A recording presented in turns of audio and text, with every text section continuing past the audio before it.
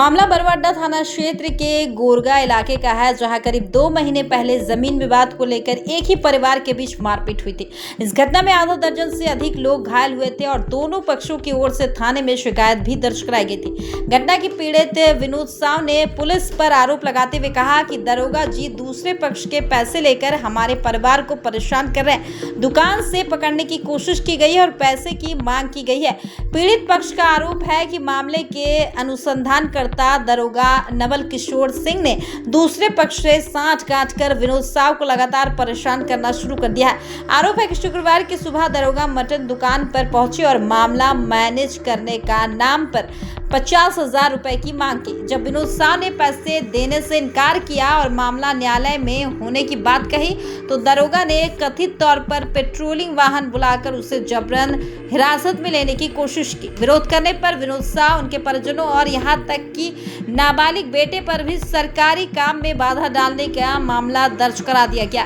इतना ही नहीं, पीड़ित पक्ष ने महिला के साथ दुर्व्यवहार का भी आरोप लगाया। इस पूरे घटनाक्रम के बाद पीड़ित परिवार ने न्याय की गुहार लगाई और संबंधित दरोगा के खिलाफ सख्त कार्रवाई की मांग की है।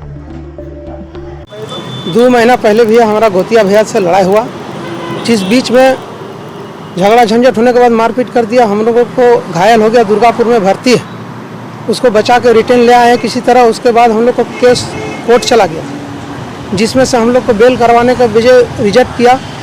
उस हिसाब से हमने रिजेक्ट करने के बाद हम लोग रांची कोर्ट गया, रांची कोर्ट में अप्लाई किए हैं और करने के बाद जिस बीच हमने अपना दुकान चला रहे हैं, छोटा मोटा एगो मटन का दुकान, उसमें से नवल किशोर सिंह आया और बोला कि मटन दो।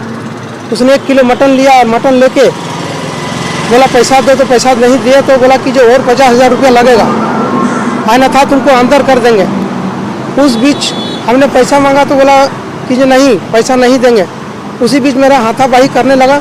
हाथापाई करने के बीच में बाद में पेट्रोलिंग वाला आया। पेट्रोलिंग वाला ने सहारा दिया, कुछ सहारा देने के बाद उन लोग बोला उठा के इसको ले चलो।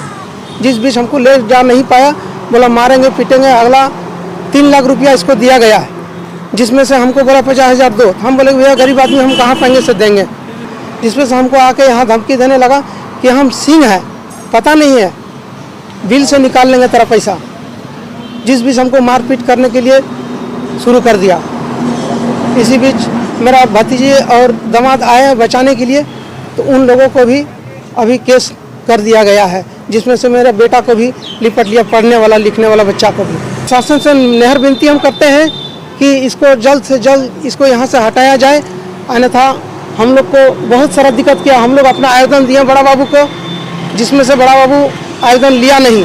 बाद मेरा बेटी का मंगलसूत्र छीन दिया, चूल पकड़ के पटक दिया, ठीक है, और गंदा नियत से देखा गया, ब्लाउज भी फाड़ दिया गया। इससे पहले पुलिस अधिकारी से हम लोग को मिले थे, उन लोग बोला था तुम लोग अपना दुकानदारी चलाओ, अपना कोर्ट का मैटर चला गया, अपना बेल कराओ। चाचा का दुकान पर आए थे हम, वहाँ पर चाचा को मारपीट अरेस्ट करने लगा। उस समय जब रोकने गए तो हम पर भी हाथापाई करने लगा, ब्लाउज भी फाड़ दिया, मंगलसूत्र भी छीन लिया, बाल पटक के नीचे गिरा दिया। उसका बाद हम आवेदन बना के बड़ा बाबू के पास एफआईआर करने गए। हम लोग का भी एफआईआर नहीं लिया और अब लोग को उल्टा में सरकारी केस में और फंसाया गया है। नवल किशोर सिंह था। क्या कहना था नवल किशोर सिंह का? नवल किशोर को कहना था कि हमको चाचा को अरेस्ट करने ले जाएंगे, यहाँ से हमको वारंट बिना वारंट का आया था अरेस्ट करने के लिए।